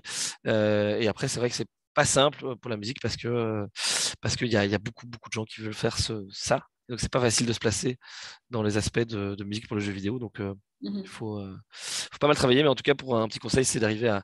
Ce qui est surtout essentiel, c'est d'arriver à bien comprendre le feedback et de pouvoir s'adapter facilement à ce qui a été demandé au final. Puisqu'on travaille finalement pour un projet et pour un client qui est lui le directeur artistique. Nous, on est des créatifs, mais on est au service de sa direction artistique. Donc ça, il ne faut pas oublier de bien avoir en tête. Antoine demande, question technique encore, si je comprends bien, vous utilisez Reaper pour la création sonore et Wise pour le transposer aux jeux vidéo, parce que je ne vois pas avec quels outils on colle les différents morceaux pour avoir le jeu à la fin. Ouais, oui, c'est pas. Ok, je suis pas sûr de comprendre tout à fait la question. En gros, on design les assets, donc on design les différents éléments sonores dans Reaper. Donc chacune des briques sonores. Typiquement, là, tout à l'heure, on a vu Dragon, donc des boules de feu qui se lancent et le cri du dragon. Ça va être deux éléments sonores totalement séparés. Et puis alors, soit on les met dans Wise, soit dans Fmod. Et donc ça va être finalement des événements. Et ces événements sont pilotés par le moteur de jeu. D'accord. Mais je pense que ça mérite plus d'explications globales si c'est intéressant, mais il faut se renseigner un petit peu comment ça marche. En gros, en général, dans le jeu vidéo, il y a plein de très beaux tutos sur Internet pour ça. Quelqu'un demande, Manon, pour trouver les meilleures ambiances et accompagnements musicaux, avez-vous des ouvrages de référence, des travaux de référence, des ouvrages à conseiller? Pour, en fait, je sais pas. Je sais pas comment avoir un jugement de valeur du meilleur ambiance, meilleur accompagnement musical. En fait, pour moi, ça dépendra simplement du projet. Il y a une musique qui va pas être du tout adaptée à un projet. Il y en a une autre qui serait beaucoup plus adaptée à l'autre projet. Donc, en tout cas, si la question c'est plutôt de savoir comment essayer de composer au mieux à l'image, ou comment intégrer le mieux les feedbacks, sincèrement, je sais pas trop. Ok. Donc, est-ce que vos projets sont travaillés en parallèle ou alignés dans l'agenda? Alors ça c'est une des grosses différences dans lesquelles on est par rapport à typiquement à la post-production audiovisuelle traditionnelle, donc le cinéma par exemple, où le cinéma a comme ambition, c'est de travailler finalement, j'ai envie de dire, métier par métier. Alors c'est pas tout à fait vrai, hein, je vais être un peu caricatural pour le coup, mais on fait le montage image, puis on fait l'étalonnage, puis on fait le montage son, puis on fait le mixage son. Et après ça s'overlappe un petit peu, mais en gros c'est ça. Et donc, on a 2 semaines de machin, 3 semaines de bazar, etc. Et donc ça, on peut goupiller et faire un beau planning, un beau Gantt chart, comme on appelle ça, et voilà, c'est réglé. En jeu vidéo, tout le monde est en train de travailler sur tout le temps, en gros. Donc, quand il y a un élément graphique qui est créé, nous, on reçoit directement le fait de devoir l'intégrer dans le jeu. Donc, on l'intègre dans le jeu, mais cet élément graphique après change, donc il faut changer le son. Et donc, c'est en permanence une boucle d'itération successive pour arriver au projet. Donc, on ne sait jamais, enfin, on a à chaque fois des visions assez courtes de normalement quand est-ce que le jeu sortirait. En général, ça est déjà arrivé plusieurs fois que des jeux aient 1 an et demi de retard, mais de 2 mois en 2 mois. Donc à chaque fois, c'est on décale de 2 mois. Et tout ça change parce que tout ça est en mouvement permanent. Donc c'est très très différent d'un film par rapport à ça. Et donc, on travaille tout en parallèle. Pour vous dire, là pour l'instant, on est, je crois, sur 10 projets en parallèle. Ok, d'accord. Donc voilà, des plus petits, des plus gros, etc. Mais en gros, oui, c'est ça. Et donc, le challenge pour l'organisation des projets, en fait, en gros, enfin, j'essaie moi de voir à plus ou moins moyen terme pour voir s'il n'y a pas des bouchages un peu de choses, mais c'est vraiment très très vague. Et puis c'est semaine par semaine où on voit qu'est-ce qu'on va pouvoir faire et qui est chaud de le faire. Mais on a une vision très hebdomadaire, quoi, pas plus que ça. Et donc, à part pour les musiciens, est-ce que vous travaillez aussi avec des freelances ou pas? En général, non. A priori, pas. Ça arrive maintenant. Là, on réactive certains de nos anciens stagiaires qu'on n'a pas pu engager et sur lesquels, oui, ça arrive de temps en temps. On a un petit peu trop de taf, donc voilà, on va aller chercher. Mais en général, non. L'idée, c'est surtout d'engager les gens pour 2 raisons. Un, parce que je pense que c'est beaucoup plus facile à organiser finalement en ayant les gens en interne. Et surtout, quand les gens sont là en interne, ils permettent de se former à plein d'autres choses et à comprendre plein d'autres choses et à avancer en termes de compétences. Et donc, que la boîte finalement gagne en intelligence et permet de proposer des projets de plus en plus intéressants et de les facturer de plus en plus cher aussi potentiellement. Donc, c'est en fait un cercle complètement vertueux, je pense, d'avoir les personnes en interne, parce que ça permet de générer de l'innovation qui génère finalement du nouveau chiffre d'affaires et des projets plus intéressants. Et de nouveau, on a une boucle du coup vertueuse comme ça. Et est-ce que vous prenez des stagiaires justement? Ouais. Alors oui, on prend des stagiaires. En général, on n'en prend pas plus que 2 par an. et malheureusement, on en a déjà 2. Et en général, comme ça, vous savez, on est assez exigeant sur l'aspect effectivement de connaissance de Reaper quand même assez poussé. Donc en tout cas, si certains sont là pour travailler dans le jeu vidéo, mettez-vous à Reaper, c'est indispensable. Pour tout, hein, et pas seulement pour nous, c'est vraiment le standard dans le domaine. Donc c'est vraiment le Pro Tools. Reaper, c'est les Pro Tools du jeu vidéo. Et pouvoir être là suffisamment longtemps, on prend des stagiaires minimum 4 mois. Parce que pour pouvoir être capable de travailler à l'extérieur. Alors on sait que les stagiaires, c'est une main-d'œuvre qui est gratuite, hein, en Belgique. Donc c'est pour ça qu'on veut pas prendre trop de personnes, parce qu'on veut vraiment que les gens qui viennent, on ait un win-win, c'est-à-dire qu'ils apprennent réellement très longtemps. Très bien, en fait, c'est les projets et la manière de travailler, soit pour être engagé de chez nous, mais d'être aussi engageable chez d'autres, et donc en travaillant réellement sur des projets. Donc vraiment sur des projets qui vont sortir et qui peut permettre de faire un book pour les stagiaires, etc. Donc, c'est un peu ça qu'on voit aussi comme win-win, mais ça demande du coup beaucoup de temps pour être formé, parce que les écoles sont pas encore tout à fait à la page par rapport à ça, et parce que ça bouge tout le temps aussi. Et là, vous en avez jusque quand alors? Dans les stagiaires de avril à septembre. Ah, ok. Donc ils Et commencent le mois justement, prochain. pour les personnes qui seraient intéressées de travailler en tant qu'ingénieur du son dans la spatialisation sonore, etc., comment faire, quoi? Qu'est-ce que tu as comme conseil à donner? Je me dis qu'il faudrait que je fasse un. J'ai déjà parlé avec mon collègue aussi. Comment est-ce qu'on pourrait faire ça pour aider ça? Parce que c'est souvent une question que j'ai. Et je suis malheureusement pas très positif parce que c'est très difficile. C'est très difficile, et nous, ça a été très difficile de se faire une place aussi, parce qu'il y a beaucoup de gens qui sont présents sur ce marché-là et qui s'annoncent comme ingénieurs du son dans le jeu vidéo ou sound designer, et qui ne le sont pas nécessairement. Donc il y a beaucoup plus de gens qui veulent le faire que de postes. Et ça, c'est très compliqué. Moi, ce que je pense qu'il faut vraiment essayer d'avoir, enfin, j'ai l'impression, et je pense que peut-être que dans la boîte, on aura tous un avis différent, mais j'ai l'impression que c'est vraiment l'aspect de pouvoir avoir une vision transversale, et donc de pouvoir comprendre la programmation qui est essentielle, à mon D'accord. sens. Et où est-ce qu'on peut se former justement là? Alors, certainement, moi, je pense que se former en ligne est une très bonne chose, hein. La plupart, oui, la totalité des gens qui travaillent ici se sont formés à la programmation en ligne, hein. Donc, il n'y a pas eu d'école, rien du tout. Ça a été complètement des tutoriels en ligne et essayer de faire des choses, quoi. J'ai un de mes collègues qui est en train de programmer, deux, mais d'ailleurs, qui sont en train de chacun de programmer un petit jeu vidéo dans Unity pour un peu mieux apprendre comment ça fonctionne. Donc, ça fait vraiment partie d'essayer de sortir et d'essayer de faire des choses, quoi, inévitablement. Euh, Après, il y a des écoles. Moi, j'ai fait par exemple une formation personnellement, mais c'était plutôt dans l'aspect web pour un autre projet. Mais Codecademy, c'est un truc que j'ai trouvé très très bien sur Internet. C'est, je crois, 13 ou 14 euros par mois. Et en fait, il y a une manière de pouvoir appréhender l'enregistrement du code, la compréhension du code, que c'est top, quoi. Que ça marche vraiment bien. Ça, c'est Codecademy, ça s'appelle. Et parce que je suis pas sûr que c'est vraiment indispensable de faire une école en tant que telle là-dessus. En tout cas, il y a vraiment moyen de combiner travailler sur ingénieur du son aux étudiants et en tant qu'étudiant, et puis d'apprendre en parallèle le code sur Internet. Enfin, il s'agit quand même d'apprendre à faire fonctionner un ordinateur. Il y a moyen de le faire avec un ordinateur. L'idéal, par contre, c'est d'essayer d'avoir un référent, quelqu'un qui est chaud d'accompagner pour essayer d'aider ou de résoudre des problématiques qui sont présentes. C'est peut-être intéressant, mais et alors le mieux, by the way, c'est ce qu'on a fait avec mon collègue quand moi j'ai appris un peu le JavaScript. Et ben, on s'est mis à deux. En fait, à faire les mêmes leçons en même temps en parallèle. Et du coup, quand on ne comprenait pas quelque chose, il y avait très souvent l'autre qui l'avait compris. Donc, si mettez-vous un challenge avec un ami, une amie, pour apprendre en même temps les mêmes bases. Et en fait, vous allez aussi vous challenger l'un l'autre pour essayer d'aller plus vite. Et voilà, ça met une dynamique positive, je pense, en essayant d'apprendre ensemble. D'accord. Alors, quelqu'un me demande comment se présenter comme stagiaire chez vous. Comment se proposer comme stagiaire chez vous. M'envoyer un email, tout simplement. Voilà, bon, on Envoyer dira un email. en fin de webinaire ou un mail par la suite du webinaire. Comment faire partie de votre base de données et avoir un peu accès aux auditions casting en tant que musicien. De nouveau, pour l'instant, on n'a pas vraiment de procédure particulière. M'envoyer un mail, me dire un peu qu'est-ce que tu as fait avant, et faire écouter quelques sons.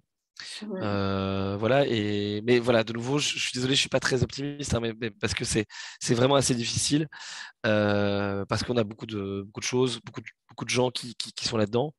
By the way, un petit conseil peut-être aussi, que je peux certainement vous donner, c'est que pour entrer dans le milieu du jeu vidéo, le mieux c'est de rencontrer des gens du jeu vidéo pour faire éventuellement des petits projets avec eux.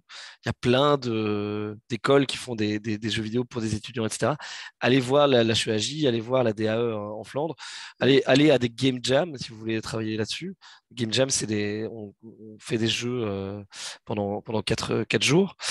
Pendant 48 heures, pardon, il y a des jeux qui sont organisés, qui sont créés en fait par des équipes et on dort sur place, etc. Et ça, allez là et faites du son pour les gens et c'est là que ça va vous confronter directement à commencer concrètement. Ça, c'est vraiment le mieux en fait, c'est de travailler pour des gens qui sont encore des amateurs, qui ne sont pas encore des professionnels.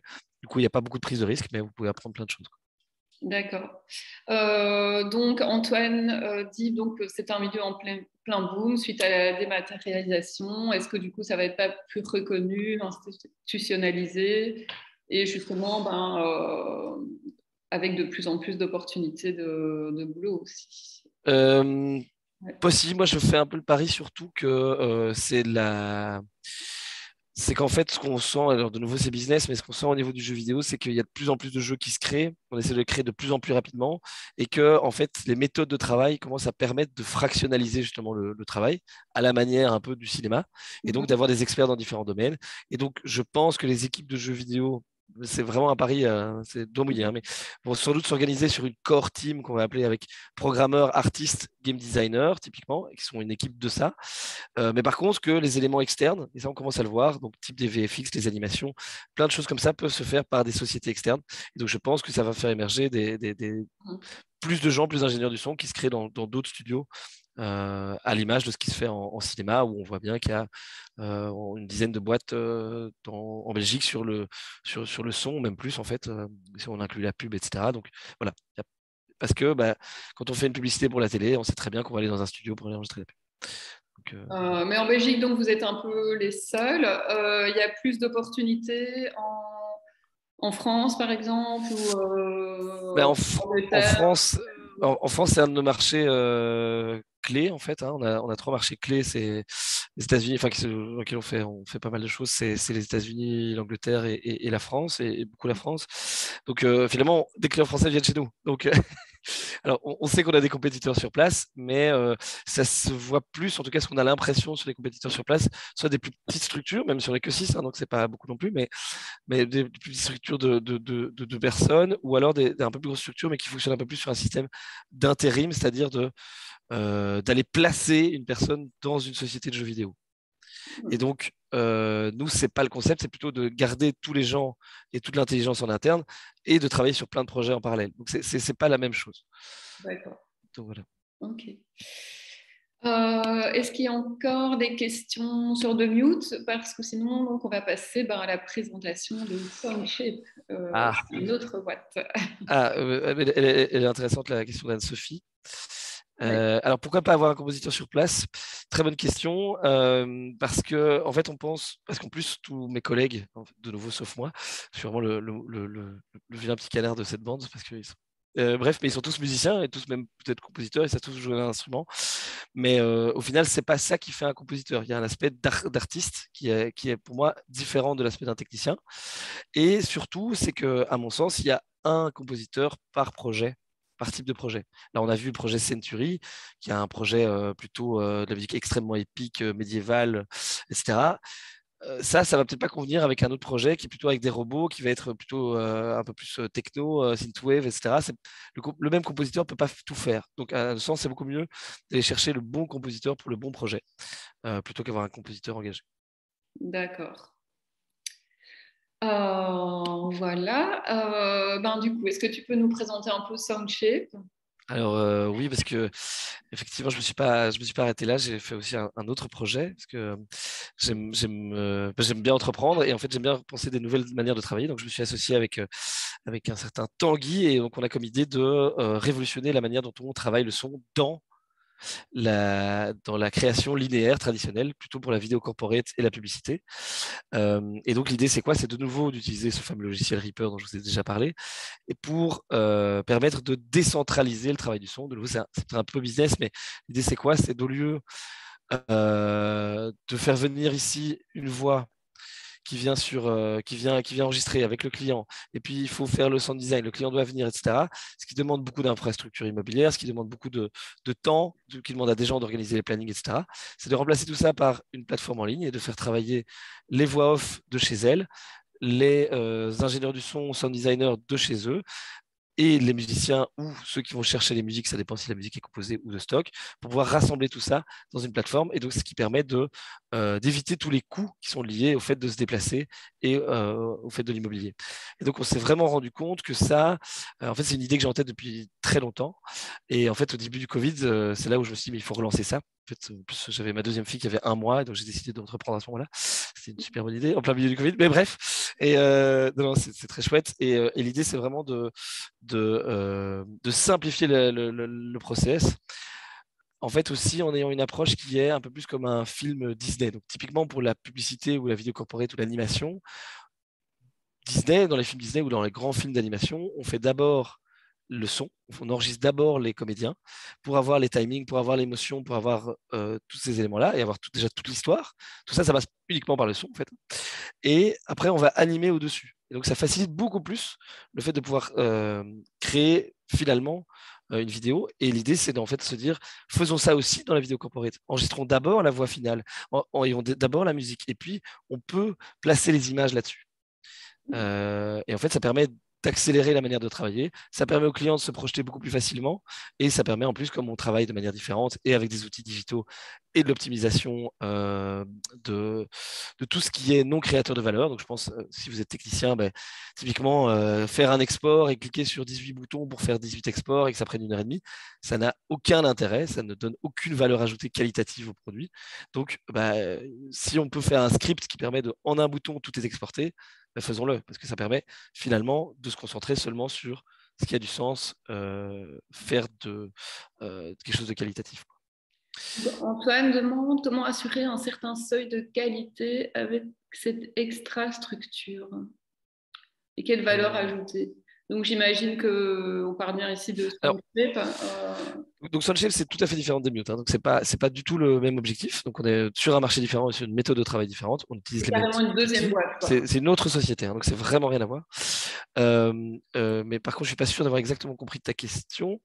Donc j'imagine comment on assure alors la gestion de la valeur ajoutée, forcément en fait on arrive à être tout aussi qualitatif que si on était en studio, en sélectionnant les voix off qui vont pouvoir travailler et en sélectionnant les ingé sons qui vont pouvoir travailler.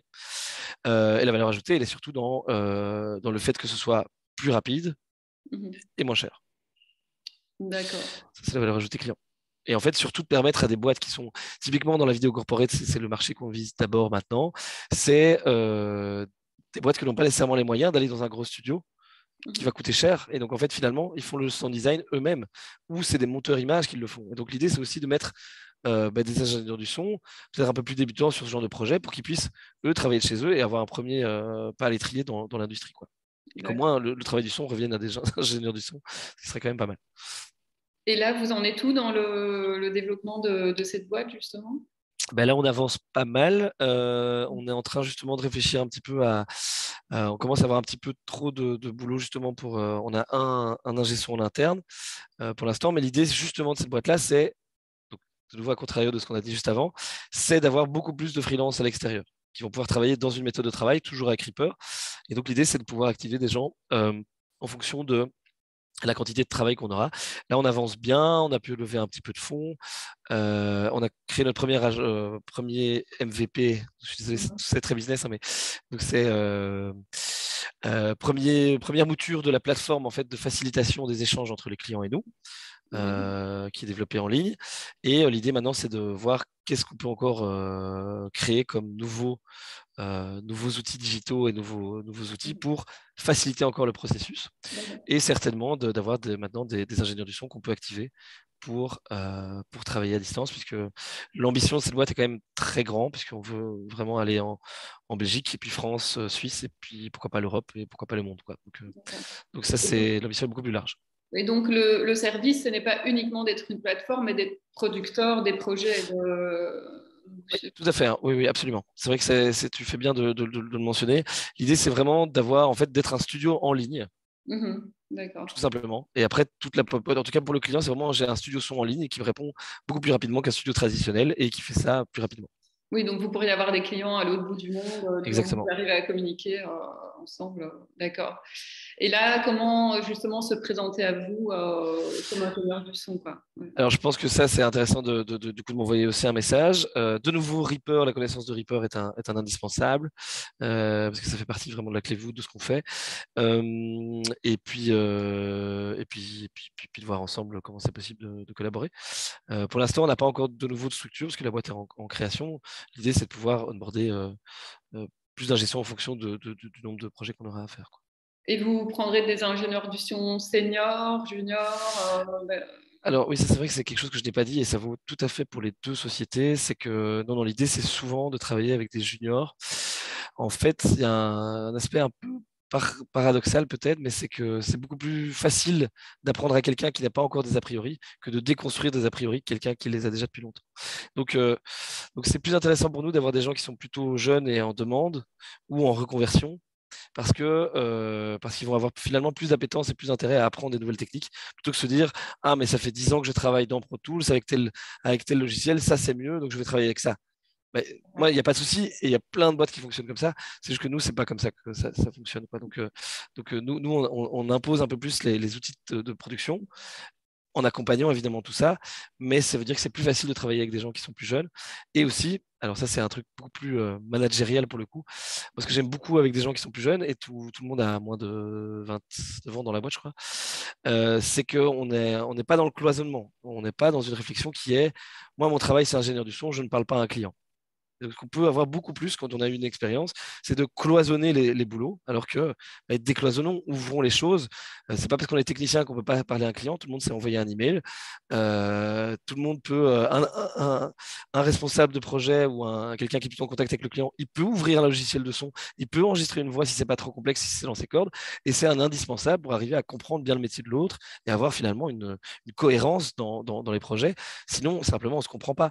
Et moi, je l'ai déjà vu dans les boîtes dans lesquelles je travaillais avant, c'est parfois des responsables de production comprennent pas du tout les problématiques de l'ingé son, et pourtant, c'est eux qui sont en contact avec le client. Donc, ça n'a aucun sens. Autant vraiment être ensemble et comprendre au maximum ce que chacun fait. Et pour ça, je trouve que c'est plus facile de travailler plutôt avec des jeunes, en tout cas avec des gens qui n'ont pas nécessairement d'expérience du milieu. En fait, c'est pas nécessairement des jeunes, c'est plutôt des jeunes par rapport au milieu en tant que tel. ou alors des seniors qui auraient cette ouverture d'esprit du millénial. Mais oui, mais voilà, par exemple, là, on va engager une personne qui n'a jamais travaillé dans l'audiovisuel, qui a 10 ans d'expérience dans un autre domaine. Et ben, en fait, c'est intéressant parce que elle a cette fraîcheur, elle a envie d'aller découvrir l'audiovisuel et c'est ça qu'on cherche aussi. D'accord. Quelqu'un me demande, quand vous parlez d'ingénieur du son, on parle d'une formation précise avec un titre précis Non, pas du tout. Moi, on fait des autodidactes. je suis convaincu que n'importe qui peut faire tout ce qu'il veut et il suffit juste de la motivation, du temps et de l'énergie. Donc, des ingénieurs du son qui n'ont pas fait d'école, fine. Enfin, je veux dire, il n'y a aucun problème, hein. Donc, certainement pas un critère par rapport à ça. Je pense qu'il faut juste un peu de sueur et on peut arriver à pas mal de choses. D'accord. Est-ce qu'il y a des stages possibles chez Soundcheck? Bonne question, je ne sais pas. Il faudrait que j'en parle avec mon associé. On n'en a pas encore réfléchi, mais vraiment, pourquoi pas. Pourquoi pas, c'est en tout cas beaucoup plus possible à imaginer que chez des mieux, en tout cas pour cette année. D'accord. Est-ce que tu aurais, pour terminer, des tips and tricks pour justement les personnes qui cherchent du boulot dans le son, soit de la spécialisation ou comme ingénieur du son voilà. Alors, je peux en tout cas. Il y a parfois un paradoxe assez amusant, c'est que les studios son ne trouvent pas d'ingénieurs du son et des ingénieurs du son ne trouvent pas de boulot. Alors, comment ça se fait? C'est parce qu'en fait, les studios son, en général, n'investissent pas beaucoup dans la formation de nouveaux talents, justement. Donc, quand il y a un nouveau talent ou quelqu'un qui est déjà formé au doublage, ça marche dans tous les domaines. Et ben, du coup, il vient dans la liste et puis on le contacte à chaque fois. Mais on ne va pas beaucoup chercher des nouveaux talents parce que des nouveaux talents, c'est investir du temps, de l'énergie pour que les gens soient capables de travailler. Donc, qu'est-ce que ça veut dire? Ça veut dire qu'en fait, il y a des gens qui sont à la recherche d'ingénieurs du son, mais ils ne les forment pas. Donc, le meilleur conseil, c'est d'essayer d'aller effectivement un stage, inévitablement. Alors, c'est difficile parfois d'avoir des stages, mais c'est d'essayer de de prendre du temps pour même suivre juste quelqu'un, pour regarder ce qu'il fait, pour un pote d'un pote, essayer d'aller derrière, que ce soit en doublage dans n'importe quel domaine du son. Et ce qui est très difficile, c'est d'un point de vue financier, c'est que quasiment toujours, ça se fait du coup de manière gratuite. Et donc, et je comprends que ce soit très délicat et très difficile quand on est étudiant. Et ben, c'est en général minimum passer 1, 2, 3, 4 mois à ne pas être payé pour faire quelque chose ou à apprendre. Et ça, c'est vraiment un challenge. Donc, je pense que pour arriver dans ce milieu-là, il faut avoir soit travaillé avant et d'avoir un petit peu de sous de côté, faire attention, et essayer de trouver vraiment un bon endroit pour aller suivre des gens. Et voilà. Et Et même trouver un espèce de mentor, en gros, dans le domaine qui nous intéresse. oui, c'est ça, et essayer de faire des choses et d'intéresser les gens, mais c'est vrai que c'est assez particulier. C'est quelque chose que je comprends toujours pas. C'est pourquoi les institutions qui cherchent en général des ingénieurs du son ou parfois des freelances pour aider sur telle tâche ou telle tâche, eh ben, ne trouvent pas, mais parce qu'ils ne forment pas les gens à le faire, quoi. Parce qu'en fait, c'est quand même un métier très spécifique et il y a plein de sous-spécifications dans ce métier. Et donc, et il faut être activable comme ça. En tout cas, en tant que freelance, il faut, bah, si tu viens lundi et tu commences à travailler. Donc, D'accord. il faut pouvoir arriver à gérer ça directement. J'ai vu une question, mais. Même si on n'est plus étudiant. Et malheureusement, oui. Ça, ouais. C'est pas possible. En fait, c'est tout l'enjeu. Hein. De nouveau, c'est financier, mais c'est pour ça que les boîtes aussi n'arrivent pas à investir suffisamment sur la formation. C'est qu'en fait, ils savent pas si cette formation va être suffisamment rentable. Donc, il faut avoir un petit temps finalement d'adaptation quand même au minimum pour pouvoir être capable d'intégrer les choses. Et puis alors, c'est possible d'engager parce que c'est finalement moins risqué. Mais payer finalement quelqu'un pendant 6 mois à juste être formé, c'est aussi compliqué pour une entreprise. Oui, après, donc, il y a toute la formation continue. Maintenant, via les Technifutures, Technocité ou Sintra, côté néerlandophone. C'est ça. Moi c'est juste qu'en général, c'est pas tout à fait corrélé au marché et ou à la boîte qui va travailler. Et typiquement, si on vient travailler chez nous, ce ne sera pas la même chose que chez Sana ou ce ne sera pas la même chose que chez Dame Blanche. Ce serait quand même des choses un petit peu différentes. En tout cas, certainement en termes d'outils. Et donc c'est difficile parce que ces gens on cherche tous un peu des gens à activer directement.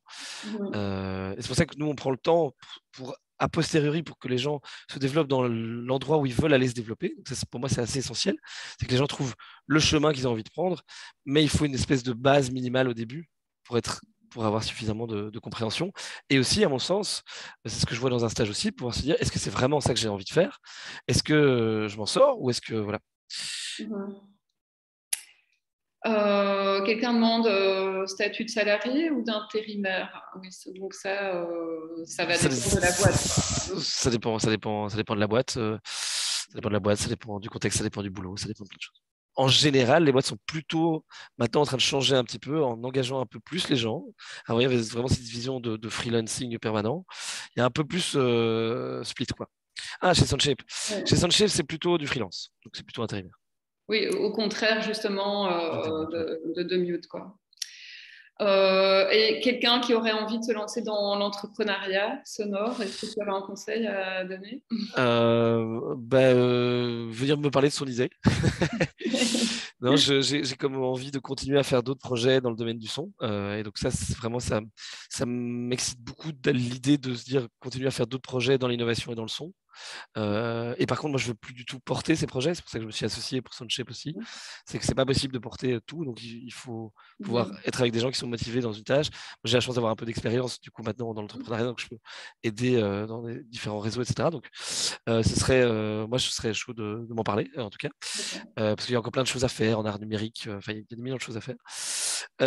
Et c'est pas facile de trouver effectivement des entrepreneurs dans le domaine du son. Parce que typiquement quand on est un G-son, on va plutôt sur l'aspect technique et on se dit l'entrepreneuriat c'est pas pour moi ou j'ai pas envie de m'ennuyer avec les aspects business, etc. Ce qui était tout à fait mon cas, hein, by the way. Puis finalement, pour faire le projet que j'avais envie de faire, j'avais pas le choix de m'y mettre en fait, tout simplement. Et tu as pris goût. Quoi ça? Et tu y as pris goût. Et j'y ai pris goût au final, oui. Et au final, finalement, je fais moins en moins de technique et en fait, j'aime bien. Je résumais ça à mon collègue l'autre jour, c'est qu'au final, moi, je suis content que mes collègues soient contents de faire des projets chouettes. Si c'est pas moi qui fais les projets chouettes, c'est pas grave, je vis le fait que ce soit chouette par cooptation, quoi. Donc voilà. Et pardon, du coup, je me suis complètement Et donc, on te que ce soit pour Soundshape, de Mute ou de l'entrepreneuriat, on te contacte via Ah oui, c'est ça, avec plaisir. Vraiment, si c'est l'innovation et du son, moi, ça à m'intéresse toujours de parler de ça. ton adresse François Fripia. C'est ça. François, 2 minutes pour un studio. Ouais. François 2minutes.studio. Est-ce que tu avais envie de nous faire un mini tour Ah des... oui, si vous voulez, bah, on va aller embêter mes collègues. Alors, j'ai pas beaucoup de collègues aujourd'hui parce que il y en a plusieurs qui sont en télétravail et Ambre est à Paris là, pour l'instant. Voilà, bah, on va aller embêter Walter. Donc ça c'est, pardon, je vais peut-être introduire les bureaux. Donc ça c'est les bureaux dans lesquels on est. On a 180 mètres carrés, c'est plutôt assez cool. En dessous de chez nous, il y a une société de. Bon, je vais essayer de pas faire tomber l'ordinateur, mais ici c'est une boîte qui fait du doublage. Voilà. On a un ingénieur du son justement qui sort du studio qui fait du doublage dans pas mal de projets, donc doublage francophone. Ici donc c'est un peu notre espace détente plus bureau, un peu plus production. Donc, typiquement, les gens qui sont en call toute la journée. Donc, moi, Tanguy et Ambre. Donc, on est plutôt les gens bruyants. Et puis, on a la télé parce qu'on joue assez bien aux jeux vidéo à midi. Ici, c'est l'espace de travail. Walter sourit un peu quand même. Il y a des gens qui te voient. Voilà, donc ça c'est Walter, ici là-bas il y a Carlo, donc c'est un espace finalement où on travaille beaucoup au casque, ce qui est aussi assez particulier par rapport aux autres studios son. Pourquoi est-ce qu'on travaille beaucoup au casque? C'est qu'en réalité virtuelle et en jeu vidéo, finalement, la plupart du contenu est consommé avec un casque, donc ça a du sens de le faire comme ça. Je sais pas, Walter, t'es sur un truc, voilà, bon, je peux peut-être juste montrer, parce que je crois qu'il n'est pas encore annoncé celui-là. Donc, on va pas le montrer, on va juste montrer ça. Voilà, donc ça, il est en train de faire des petites boîtes. Tu fais quoi là maintenant, sans citer le nom du projet? En gros, j'essaie de déclencher des sons sur des objets en particulier. Ok. Ça, en fait, je crois qu'on t'entend pas parce que c'est moi qui ai le micro. Du coup, j'essaie de déclencher des sons dans le jeu, sur des objets dans le jeu, en me branchant sur du code nodal, donc un type de code visuel. Ouais, c'est ça. Ça, c'est dans Unreal. Hein. Oui. Voilà, moi, j'y comprends rien. Heureusement, lui, oui. Non, c'est pas vrai, je comprends un petit peu quand même. Et là, on a Carlo qui travaille aussi, qui est sur quoi là? Qui est sur du sound design. Le projet, il est annoncé. Oui, il est annoncé celui-là. Donc ça, c'est un autre projet. Donc là, tu fais du sound design, j'imagine. Tu peux dire bonjour. Hello. Carlo, who is actually English speaking, so I was speaking in French. I'm sorry, but you got it, I guess. So anyway, et puis après, on a donc d'autres espaces de bureau, et puis on a 2 studios à l'arrière, dans lesquels on a Loïc, lui qui est chez Soundshape, qui travaille pour l'instant sur une série télé. Ops, coucou. Et donc voilà, ça c'est notre premier studio qui est un peu un studio hybride qu'on voit un peu comme une boîte à outils, mixage, sound design, etc.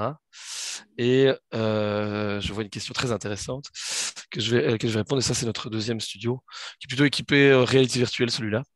Et donc voilà, on voit vraiment les studios comme des espaces modulaires dans lesquels on peut faire des voix, du sound design, du follet. Je voyais qu'il y avait une question au niveau du follet.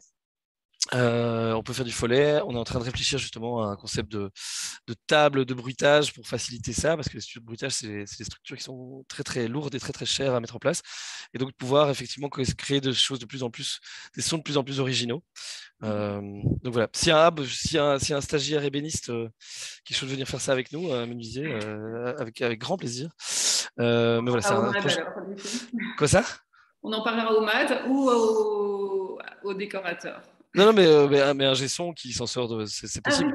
Moi, j'aime beaucoup ça, en fait, c'est le fait de se dire qu'on a des casquettes différentes et qu'on n'est pas seulement ingénieur du son, on est aussi passionné de photo, on est aussi. Enfin, je pense qu'on est de plus en plus finalement des personnes qui ont plusieurs casquettes et plusieurs passions. Et moi, ce que j'aime bien, c'est l'originalité de ces combinaisons, quoi. Plutôt que de répondre à une case existante, de soi-même sa propre case avec plein de facettes, quoi. Ouais. En fait, je pense que c'est avec l'originalité des personnes qu'on peut arriver à faire des projets qui sont hyper originaux, ou en fait à avoir une vision d'un projet très original. Je prends l'exemple de Ambre, par exemple, qui est à la fois a une formation de journaliste, elle a travaillé en tant que journaliste, après elle a fait une formation d'ingénieur du son, elle est devenue entrepreneuse en parlant de projets de podcast, en formant les gens à créer le podcast, ça, ce genre de profil-là, c'est assez incroyable. Et puis maintenant, elle est scénariste pour des podcasts elle-même. Donc, il y a une pluralité de facettes, et du coup, c'est extrêmement intéressant de parler avec elle. Et elle a des réflexions à la fois business, mais aussi créatives, artistiques. Et donc, on peut finalement réfléchir tout autour de ça. Donc, typiquement, moi, je trouve que c'est vachement intéressant d'avoir des gens qui ont, en tout cas, des réflexes différents. Par exemple, on a aussi dans la boîte quelqu'un qui était manutentionnaire avant, qui était manutentionnaire dans une société, d'ailes d'avion, je crois. Donc voilà, donc il serrait des boulons finalement toute la journée, et il a décidé de faire une formation. Il a économisé énormément pour faire une formation dans une école, et puis on l'a engagé après. Donc c'est aussi hyper intéressant, parce que c'est aussi une vision de la vie. Je veux dire, c'est ça qui est chouette dans le fait de vivre, c'est aussi quand même de rencontrer des gens qui ne pensent pas nécessairement comme soi, et qui ont des visions différentes. Donc, et je pense que ça fait la richesse du plaisir d'aller taffer, quoi, tout simplement. Est-ce qu'il y a une question encore du côté de notre public? Ah oui, pardon, il y avait une question un peu plus précise pour les follets. Donc, pour les aspects banque de son, alors oui, on travaille avec des banques de son. Par contre, on ne livre jamais un projet, enfin un son qui est seulement d'une banque de son. On va travailler avec des banques de son, mais on va on va remixer ces éléments-là ensemble avec différentes couches pour que ça fitte vraiment bien avec la direction artistique qui a été demandée par le client. Donc, on va jamais livrer un son qui vient d'une banque de son. Et en général, ce qu'on fait, c'est que pour les aspects de bruitage, on va les bruiter nous-mêmes, souvent en surplus de la couche qui a été faite en banque de son, ou quand c'est vraiment des choses assez particulières, typiquement de l'eau par exemple, bah, ça c'est des mouvements assez spéciaux. Il vaut mieux qu'on aille se faire ça dans un studio de bruitage. Mais voilà, on est quand même pas mal sur les aspects digitaux au final.